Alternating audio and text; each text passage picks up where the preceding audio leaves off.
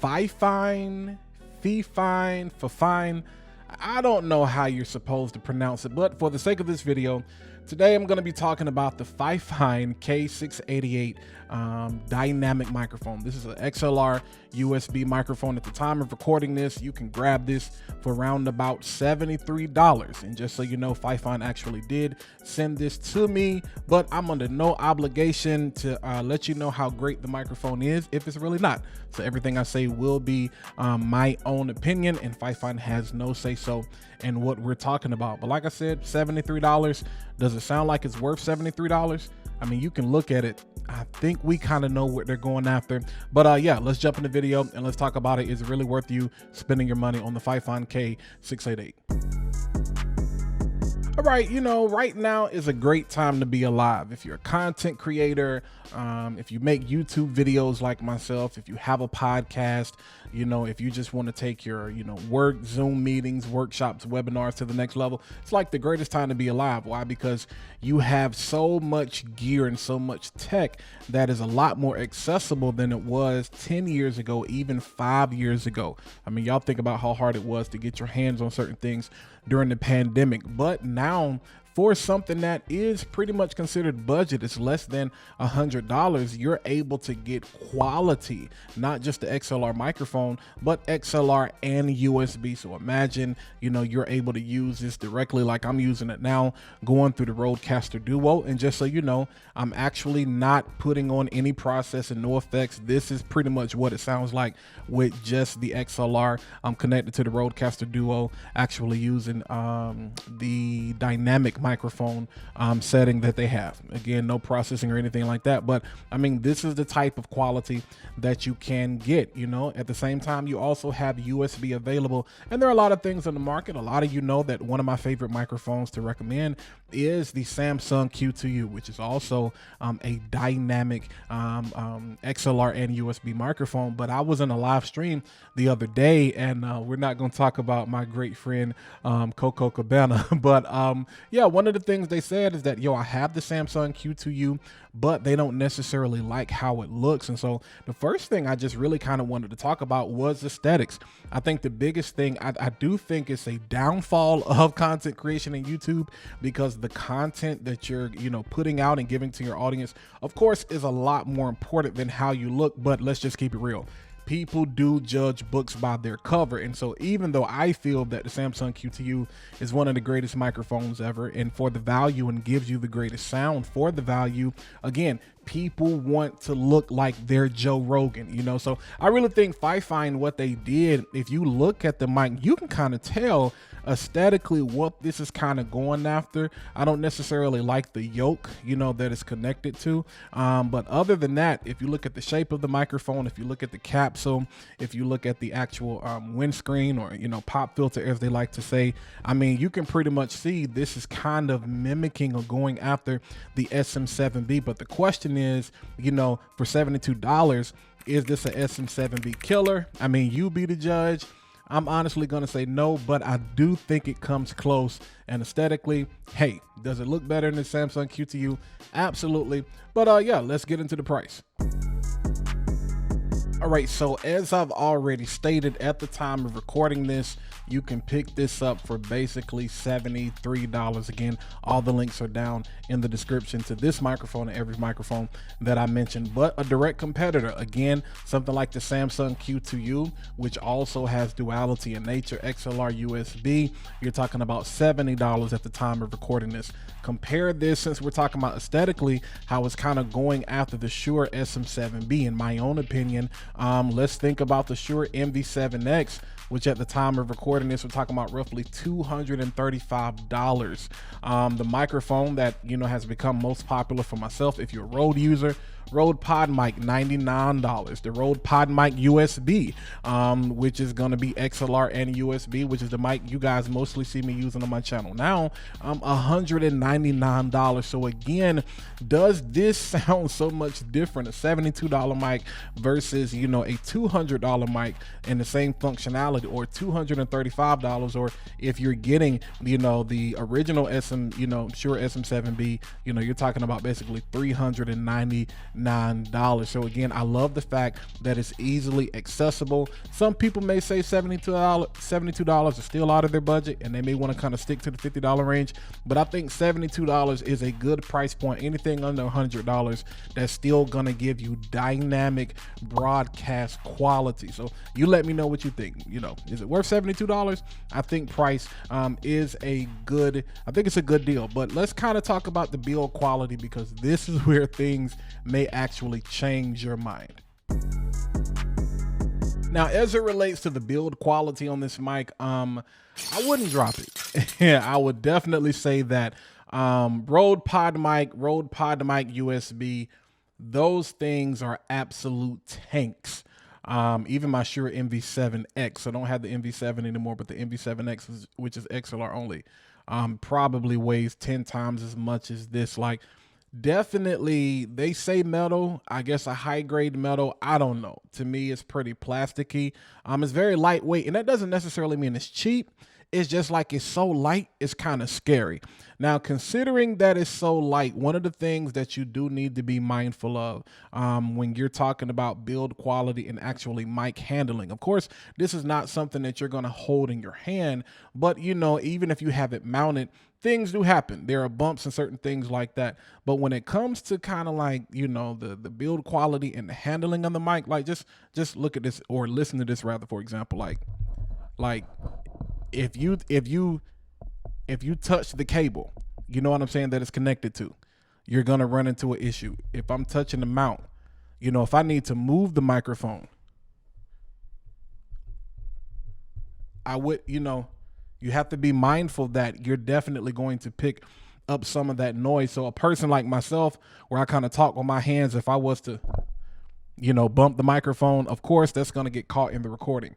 Hopefully, you know, it's at a break in my talking where, again, I can go back and make the adjustment. But again, it's a very light microphone. I'm actually kind of surprised that, you know, my boom arm, you know, is able to hold it, you know, without any issues. But yeah, it's very light. And so again, probably better, you know, for something you want to travel for. And again, $72, you know, I don't know. I don't think it's a deterrent, but at the same time, I don't want to call it cheap. But I mean, honestly, I mean, $72, it is kind of cheap. Still sounds pretty good, but build quality, I'm going to say, it's not the best that you can get, you know, definitely within that price range. All right, now, as I stated, one of the best things about this microphone is the fact that it's not only XLR, it's USB as well, you know, and so this is the point in the video where you will see me going back and forth between, you know, the sound quality over the XLR versus the USB. I think the coolest thing is I'm able to actually record both or utilize both at the same time. So I have the XLR going directly into my Rodecaster Duo, recording that. And then I also actually have the audio going directly from the USB inside of ECAMM Live. So I'm actually I'm able to capture both of those audio files at the same time, which I think is kind of an added benefit. You know, if you were needing to do some things Discord wise, I don't know even where that will come into play other than you doing reviews or, you know, testing like this. But it definitely could be another additional option for you if that matters. Speaking of USB, that definitely gives you the option to use the manual physical controls on the mic. The microphone does have the actual physical mute button, you know, and then you have kind of that zero latency monitoring on the back with the dials and all of that. And you can also control how much headphone volume you're getting. And you can also control the input of the actual microphone, the gain of the microphone itself. So now, like I said, you know, sound quality over USB, again, you tell me, is it still worth the $72? Is it, you know, do you consider this an SM7B killer? Is this the best budget option for YouTube right now? All right, now you are listening to me speak directly into the FIFINE K688 via USB. All right, now you are listening to me speak into the FIFINE K688 via the XLR, going through the Rodecaster Duo with no additional processing. Right now, you are listening to the Samsung Q2U going into ECAMM Live directly via USB. All right, right now you are listening to the Samsung Q2U via XLR going into the Rodecaster Duo with no additional processing. Right now you are listening to the Mayano PD100 via XLR going directly into the Rodecaster Duo with no additional processing. Right now you are listening to the Shure MV7X via XLR go directly into the Rodecaster Duo with no additional processing added. Right now, you are listening to the original Rode Pod mic via XLR going into the Rodecaster Duo with no additional processing. Right now, you are listening to the Rode Pod mic USB via XLR going into the Rodecaster Duo with no additional processing. All right, first of all, shout out to Podcast Stage.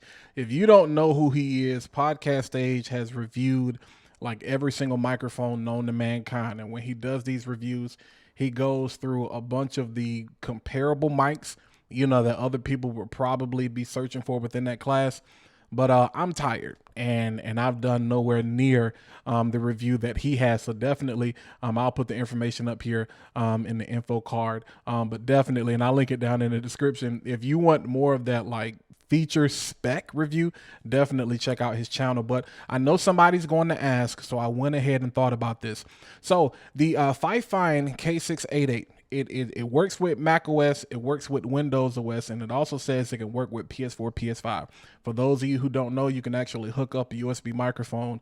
I do it with my Rodecaster Duo all the time, going directly to that, so I can use my setup, you know what I'm saying, when I'm playing the game to chat with other people. But it does not say that it's MiFi certified, meaning that we don't know if it works with iOS or whatever.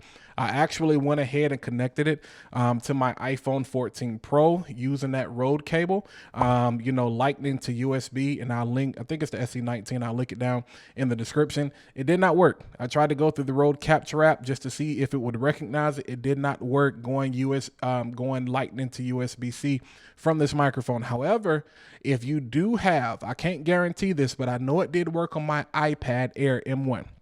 I have an M1 iPad Air, I think the 2020 version or whatever. But when I connected it USB-C to USB-C, as you can see now, if I actually go in and select the microphone, you can see that it says FIFINE microphone. So it actually is registering right now, and you can actually see that on the recording I have on my iPad. I'm assuming that that means you may be able to use this with your iPhone 15 as well, because it does utilize USB-C, but because I don't have a 15 in front of me, I can't guarantee it, but I have a pretty good indication that it probably will. So I know somebody's going to ask that question down in the comments, so I did just want to go ahead and make that note right there. All right, so what do you guys think? You know what I'm saying?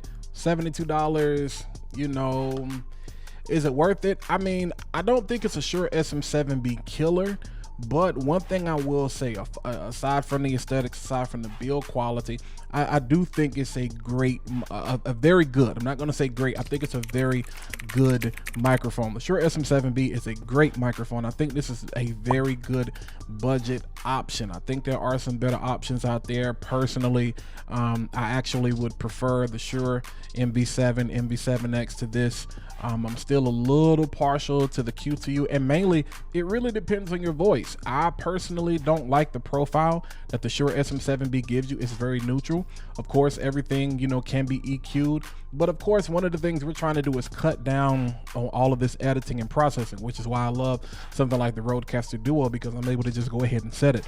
And so I think for my voice, honestly, the RU20 I think was perfectly made for my voice, but I love the way the pod mic is kind of rocking out right now. Sure, MV7X after that, and then probably the Q2U. This, I think the quality is pretty good. I think it does definitely do the job. Does it really matter? You know what I'm saying? Again, we're always talking about is your content is what should really be pushing your channel, not the aesthetics, not what mic you're using, even though I know, you know what I'm saying, people do judge books by their cover just like they judge YouTube videos by their thumbnail. But nevertheless, I want to hear what you think. Definitely like that video. Let's engage in the comments. Let me know which microphone did you actually think sounded the best. Do you think this was worth $72, or are you still looking for something else? But if you found any value out of anything we talked about today, again, hit the like button, hit that subscribe button, and also go ahead and click that bell so you can be notified in every single time I post new content content like this to my channel. But until next time, I'll catch you guys in one of the videos you see posted on your screen right now.